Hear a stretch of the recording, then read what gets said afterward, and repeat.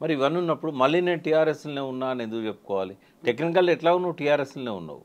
బయటికి చెప్పడంతోనే అదొక ఛాన్స్ ఇచ్చినట్టు అయింది కౌశిక్ రెడ్డికి. సరే కౌశిక్ రెడ్డి టీఆర్ఎస్ నాయకుడు కాబట్టి అనడంలో తప్పేం లేదు. కానీ ఈ ప్రెస్ మీట్లో చీర గాజులు వివేకానంద ఆయన కలిసి అది తీవ్రంగా మనం అభ్యంతరం పెట్టాల్సిన అంశం ఉంది. అది ఆల్ ఆఫ్ సడన్ గా అన్నది కాదు, చాలా ప్రిపేర్డ్ గా పట్టుకొచ్చి మరీ చూపించడం. అంటే మహిళలను అవమానపరిచే అంశం అది. అంటే మహిళలు చాతగాని వల్ల ఇప్పుడు అక్కడ ఆయన ఏం చెప్పదలుచుకున్నాడు? గాంధీని చాతగాని వాడుగా చిత్రించి చీరే గాజులు ఇస్తాము అని. అంటే వాస్తవంగా అది ఎప్పుడో ఒక 100 ఏళ్ళ కింద మహిళల గురించి అంటే ఫ్యూడల్ సమాజం కాబట్టి అర్థం చేసుకునేవాళ్ళు. అంటే ఇప్పటికీ మహిళలు అట్లే ఉన్నారా? ఏ రంగంలో చూసినా కూడా పురుషుల కంటే ఒక అడుగు ముందున్నారు. నేనైతే ఫస్ట్ ఓట్ మహిళకే ఇస్తాను. ఎందుకంటే ఒక పని, ఒక నిబద్ధత, ఒక కార్యదక్షత, ఒక లక్ష్యం వైపుగా ఏకదీక్షతో పోగలిగే సత్తా, అవకాశాలు ఆ స్త్రీకే ఉన్నాయి. పురుషులలో డీవియేషన్ ఉంటుంది. ఏ అంశం మీద ఫోకస్ చేయలేరు. ఒక అంశం మీద మనం మనసు లగ్నం చేసి దాన్ని సాధించాలని ఎవరు ఎక్స్పర్ట్స్ని పక్క పెడదాం. ఎవరైతే సైంటిస్టులు కానీ ఒక ఒలింపిక్స్లో గెలవడానికి ప్రయత్నం చేసే ఒక మగవాడు కానీ వీళ్ళని పక్కకు పెడితే ఏ రంగంలో చూసినా కూడా వాళ్ళతో కూడా పోటీ పడుతున్న వాళ్ళు మహిళలే. వాళ్ళ సునీత విలియమ్స్ స్పేస్ ల్యాబ్లో పోయి 4 months నుంచి ఉన్నది. అంటే ఎక్కడ నీకు మహిళలు తక్కువ అయ్యారు? 1950 తర్వాత చరిత్ర చూసినట్టయితే అంతకుముందు కూడా వాళ్ళ లోపల శక్తి ఉండే. కానీ మగవాళ్ళు ఏంటంటే వాళ్ళని ముందుకు రానియలేదు, చదవని ఇవ్వలేదు, అవకాశాలు ఇవ్వనియలేదు, కాలేజీకి పంపలేదు, ఇంట్లో వంటింటికి బానిసం చేశారు, పిల్లల్ని కానీ యంత్రంగా మార్చారు. బట్ ఇవాళ 70 ఏళ్ళ తర్వాత స్వాతంత్రం వచ్చిన తర్వాత మహిళ అట్లే ఉందా? మహిళ దేశాలను పాలించింది కదా. మన దేశంలోనే కాదు, ఎన్నో దేశాలలో మహిళలు ప్రధానమంత్రులైనలు, రాష్ట్రపతులైనలు, ఇవాళ ఐక్యరాజ్య సమితి లాంటి సంస్థలకు నాయకత్వం వహిస్తూ అన్ని దేశాల్లో శాంతి భద్రతలను కాపాడే విధంగా ఇవాళ నోబెల్ ప్రైజెస్ విన్ అవుతున్నారు. అన్ని రంగాలలో ఆవిష్కరణలు చేస్తున్నారు. Startup companies. ఏ విషయంలో పురుషుల కంటే మహిళ తక్కువ ఉంది? ఆ రకంగా ఆలోచించకుండా వెనుకటి వాళ్ళ తాతగారి బామ్మగారి భావాలను ఆయన మనసులో పెట్టుకొని ఈ చీరే గాజులు గాంధీకి ఇస్తానని చెప్పడం అయితే అది నేను దాన్ని తీవ్రంగా ఖండిస్తున్నా. అది అనకూడనమాట. దానికి ఆయన మహిళలకు క్షమాపణలు చెప్పాల్సిన అవసరం ఉంది. ఎగ్జాక్ట్లీ. ఇప్పుడు ఒకవేళ పురుషుడికి పంపిస్తున్నారు అంటే ఈ మధ్య కాలంలో ట్రాన్స్జెండర్లను కూడా అవమానిస్తున్నారు అనేటువంటి ఒక మాట వచ్చింది. ఎవరికైనా కానీ వాళ్ళకు ఉండాల్సినటువంటి హక్కులు ప్రాథమికంగా ఉంటాయి అనుకున్నప్పుడు ఇప్పటికీ అలాంటి మనస్తత్వం పెట్టుకొని ఉండడం అనేది ప్రజలు గమనిస్తుంటారా? ముఖ్యంగా ఓటర్లు మర్చిపోతారా? అంటే ఎవరో అనామకుడు అంటే ఎవరు పట్టించుకోరు. కానీ ఒక ఎమ్మెల్యే ఈ తరం యువకుడు అట్లా మాట్లాడడం అనేది జీర్ణించుకోలేకపోతున్నాం. అందులో ఒక ఉద్యమ పార్టీ నుంచి వచ్చిన ఆ సంస్థకు నాయకత్వం వహిస్తున్న వ్యక్తి పొద్దున్న లేస్తే హరీష్ రావు, కేటీఆర్ లాంటి వాళ్ళతో తిరుగుతుంటాడు. మరి వాళ్ళ నుంచి ఆయన ఏం నేర్చుకుంటున్నాడు? ఇది అభ్యంతరకరం. ఆయన దీని మీద ఖచ్చితంగా మహిళా లోకానికి క్షమాపణలు చెప్పాలి. ఇవాళ గాంధీ రాకపోయి ఉంటే మహిళలు వచ్చేవాళ్ళు ఇంటి మీదకి. అండ్ ఇక్కడే ఇంకొక మాట కూడా వినిపిస్తోంది, నేను ఇక్కడే పుట్టి పెరిగాను, నీకే అంత పౌరుషం ఉంటే బతకడానికి హైదరాబాద్కు వచ్చిన నీకు వేరే ప్రాంతం వాడికి అంతుంటే నాకెంత ఉండాలని. ఇప్పటికీ కూడా ఆ భావన ఇంకా ఉందంటారా? తెలంగాణ రాష్ట్రం ఏర్పడి 10 ఏళ్ళు దాటిన తర్వాత పరాయి రాష్ట్రం నుంచి వచ్చి ఇక్కడ సెటిల్ అయ్యాడు అనే మాట ఎందుకని వచ్చింది ఇప్పుడు? అంటే ఇటువంటి సంఘటనలు జరిగినప్పుడు వస్తుంది అది. ఎందుకంటే షేర్లింగంపల్లి ప్రాంతంలో ఎక్కువ ఆంధ్ర ఓటర్స్ కూడా ఉన్నారు. వాళ్ళు ఇప్పటిదాకా టీఆర్ఎస్తోనే ఉన్నారు. మొన్న ఆయనను గెలిపించింది కూడా వాళ్ళే కదా. అయితే ఒకసారి ఇద్దరి మధ్య గ్యాప్ వచ్చినప్పుడు ఈ అంశాలన్నీ ప్రధానమవుతాయి. ఆయన కల్చర్ని ఆయన చూపెట్టుకున్నాడు. ఇప్పుడు తెలంగాణ వాళ్ళు ఆ రకంగా దూకుడుగా ఇంటి మీద పోయే మనస్తత్వాలు ఉన్న వాళ్ళు కాదు. బట్ కౌశిక్ రెడ్డి ఇచ్చిన ఛాలెంజ్ అట్లాగే ఉంది, దానికి ఆయన ప్రతిస్పందన అట్లాగే ఉంది. ఈ రెండు కూడా అనవసరమైన అంశాలు. ఇంటి మీద పోయి చీర గాజులు ఇవ్వడము, లేకపోతే ఆయనను జెండా ఎగరేస్తాం మేము ఇది చేయడం అనేది అది సంస్కారం కాదు. అది ఆయన రాదలుచుకుంటే మీరు ఇన్వైట్ చేయాలి, మీరు పార్టీ ఆఫీస్కి రండి. ఆయన పిలవకుండా ఇంటికి పోయి జెండా ఎగరేస్తాము, లేకపోతే మీకు చీర గాజులు ఇస్తాం, లేకపోతే మీకు టీఆర్ఎస్ కండువా ఇస్తాం, ఇవన్నీ కూడా అనవసరమైన ఇష్యూస్ను లేపడం, మళ్ళీ రెచ్చగొట్టడం.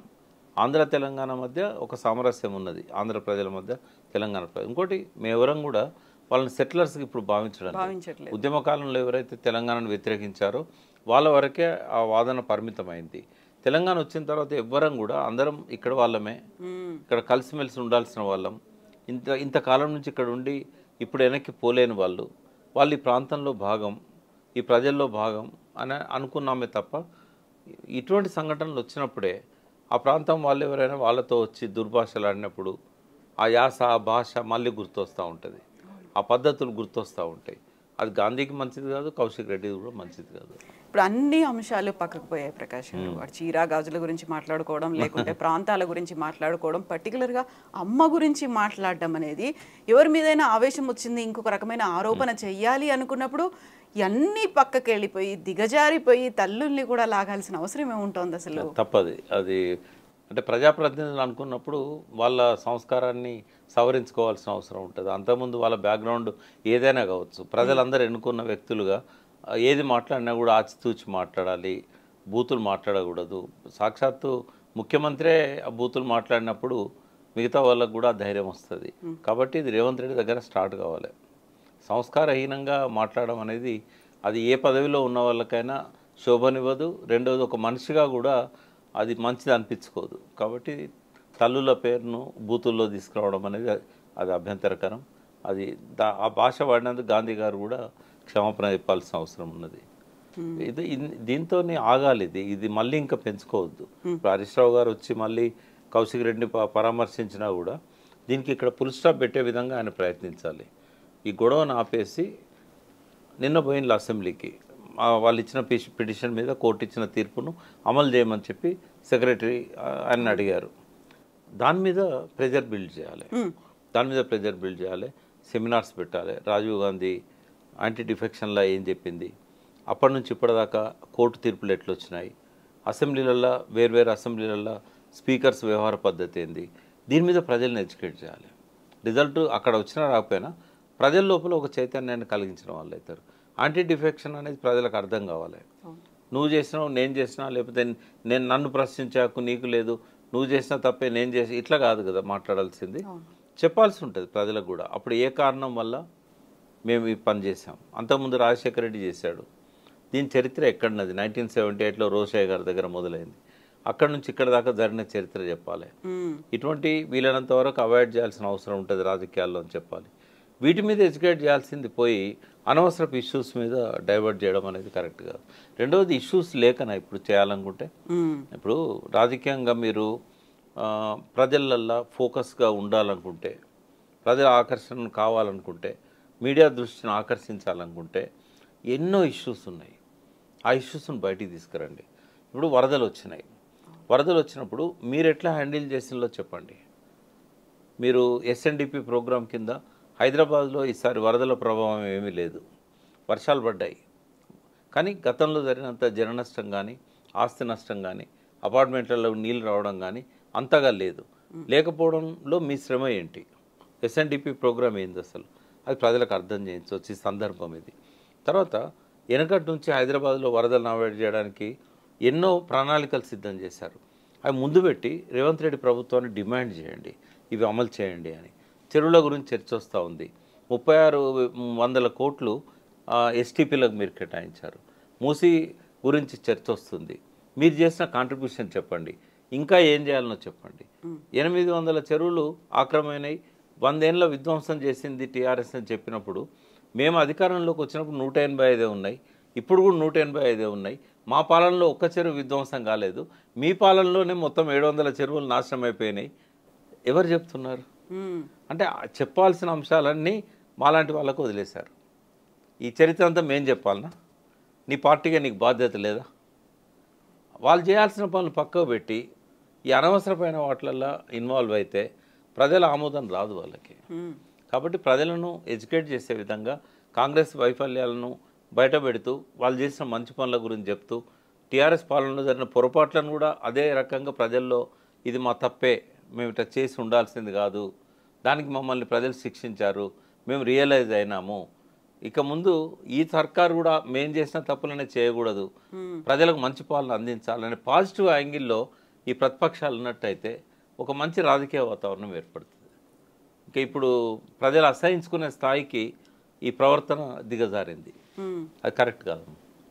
సో ట్రూ అండి. ఇప్పటికైనా మారతారా లేకుంటే ఓటర్లైనా బుద్ధి చెప్తారా? అంటే దీనికి రెండు వైపులా కూడా కేసీఆర్ లాంటి వాళ్ళు మందలించాలి.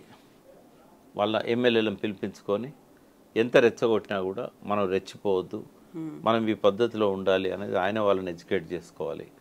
ఇంకా రేవంత్ రెడ్డి అంటే ఆయనే దిగజారుడు మాటలు మాట్లాడుతూ ఉన్నాడు. కనీసం ఆ పార్టీలో ఉన్న పెద్దవాళ్ళు ఎవరన్నా ఉంటే వాళ్ళన్నా, బాబు ఇది పద్ధతి కాదు గాంధీ, నువ్వు ఇప్పుడు మా దిక్కు వచ్చినావు, మనం గవర్నమెంట్లో ఉన్నాం, రేపు ప్రజలు మనల్ని ప్రశ్నిస్తారు. ఆయన సవాల్ చేసిండు, రాలేదు, రానియలేదు. నువ్వు పోవడం కరెక్ట్ కాదు. ఈ మంది మార్బలాన్ని ఎంటర్ పెట్టుకొని పోయి దాడులు చేయడం అనేది ఇంకా అభ్యంతరకరం. మనం అధికార పార్టీ మనది, ప్రతి దానికి మనం జవాబు చెప్పాల్సి ఉన్నదని ఒక పెద్ద మనిషి ఆయన కూడా చెప్పాల్సిన కేశవరావు లాంటి వాళ్ళు ఉన్నారు అక్కడ, ప్రభుత్వానికి ఆయన సలహాదారు. ఇటువంటి పద్ధతుల మీద వాళ్ళు వ్యాఖ్యానించాలి, మాట్లాడాలి. బిహెచ్ లాంటి వాళ్ళు ఉన్నారు. ఈ పెద్దవాళ్ళన్నా కనీసం ఉత్తమ్ కుమార్ లాంటి వాళ్ళన్నా గైడ్ చేయాలి రేవంత్ రెడ్డి లాంటి వాళ్ళకు. ఇది పద్ధతి కాదు, ఇటువంటి జరిగితే మేము కూడా వీటిని ఖండించాల్సి వస్తుంది అని ఒక ఇంటర్నల్ థ్రెట్ అనేది ఇవ్వకపోతే ఈ భూత పురాణం పంచాంగం కొనసాగుతూనే ఉంటుంది. రాజకీయాలలో విలువల గురించి మాట్లాడే వాళ్ళు ఎవరైనా కూడా వీటిని అసహించుకుంటారు. నేను కూడా పర్సనల్గా డిమాండ్ చేస్తున్నా, మహిళలను బూతు మాటల్లో ఇరికించినందుకు గాంధీ క్షమాపణ చెప్పాలి. కౌశిక్ రెడ్డి కూడా చీరగాజులు అన్నందుకు ఆయన కూడా క్షమాపణలు చెప్పాలి. ఎవరికి చెప్పాలి? మహిళలకు చెప్పాలి. మహిళలు కూడా ఇటువంటి విషయాల మీద తీవ్రంగా స్పందించాల్సిన అవసరం ఉన్నది. చాలా మహిళా సంఘాలు ఉన్నాయి, నిర్లిప్తంగా ఉంటే ఇట్లా మాట్లాడే వాళ్ళు ఇంకా పెరుగుతూనే ఉంటారు.